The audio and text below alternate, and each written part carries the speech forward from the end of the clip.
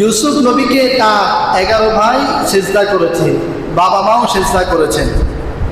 এর অর্থ কি যে মানুষকে সিজদা করা যাবে না? ইউসুফ নবীকে তারা যে সিজদা করলেন, এটা কোন সিজদা ছিল? ইসলামের 2টা সিজদা, পুরা হযরত আদম নবী থেকে নিয়ে 2টা সিজদা ছিল।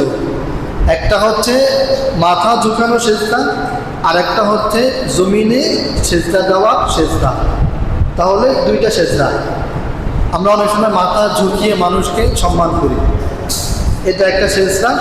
আর একটা হচ্ছে নামাজের যে সিজদা, এটা। এই 2টা ইসলামের আগে বাকি সব নবীদের শরীয়তে মাথা ঝুঁকানোর সিজদা জায়েজ ছিল, মাথা ঝুঁকানোর সিজদা জায়েজ ছিল।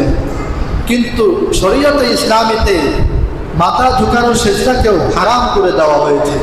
এখন কোনো সিজদায় কোনো মানুষকে দেওয়া যাবে না।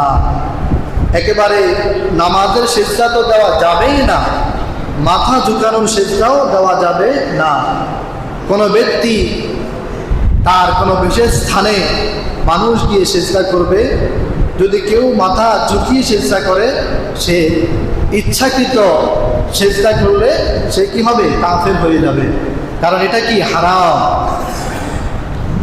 অনেকে বলে যে যেহেতু নবী ইউসুফকে সিজদা করেছে তা আমরাও সিজদা করব। না, আপনি সিজদা করতে পারবেন না। ইসলামী শরীয়তে কোনো সিজদাই আর অনুমোদন নাই, অনুমোদিত নহে।